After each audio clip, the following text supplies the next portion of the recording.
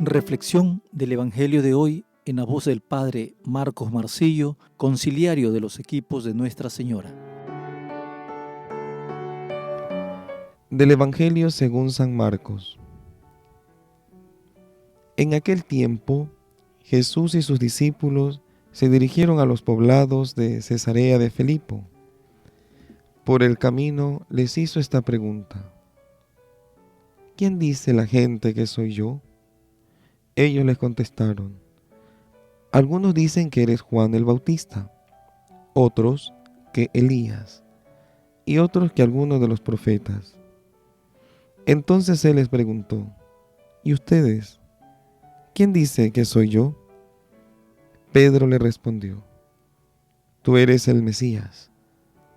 Y él les ordenó que no se lo dijeran a nadie.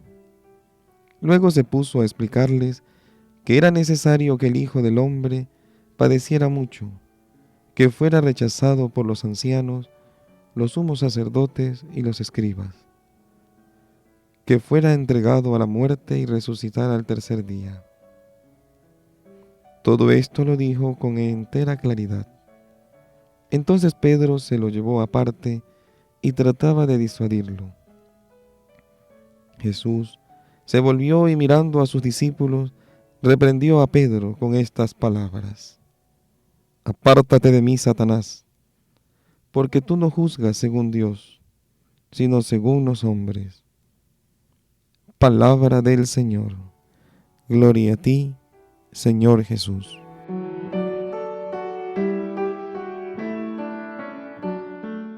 Hermanos, el Señor Jesús nos invita en este santo evangelio, según San Marcos, a que debemos tener en cuenta que nuestra vida tiene sentido cuando aceptamos la voluntad de Dios, cuando aceptamos lo que Él quiere para nosotros. Miren qué grandioso lo que dice Pedro: eso no puede sucederte a ti, Señor. Tú eres el Mesías.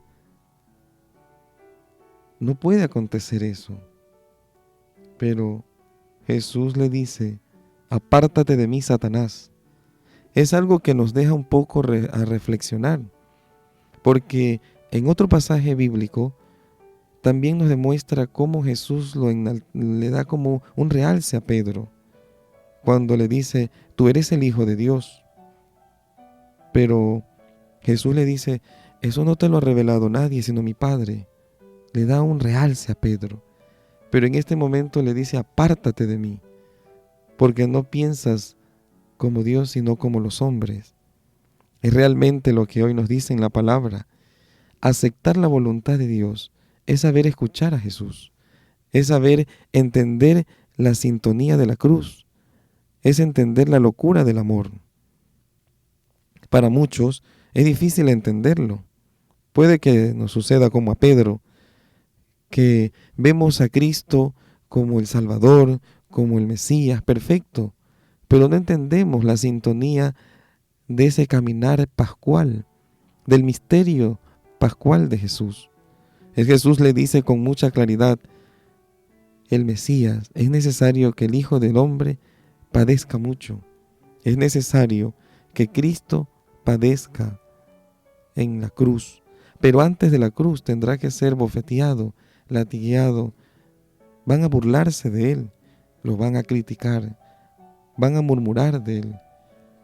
Definitiva, hermanos, quien mira a Cristo, quien lo ve a profundidad, quien sabe verlo desde el corazón, podrá entender la voluntad de Dios en él. Preguntaban muchos grandes personajes: ¿y cómo hago para cumplir la voluntad de Dios? Escuchando a Jesús. Solo el que escucha a Jesús puede hacer la voluntad de Dios. Y la voluntad de Dios siempre va desde el monte Calvario hasta el monte grandioso Tabor. Pidámosle a nuestra Madre del Cielo que aprendamos a aceptar la voluntad de Dios, a acoger la cruz de cada día, vivirla con intensidad, porque esa es la voluntad de Dios. Solo así viviremos con Cristo, viviremos con Él y triunfaremos con Él. Que nuestra Madre nos ayude a vivir con intensidad la voluntad de nuestro amado Padre.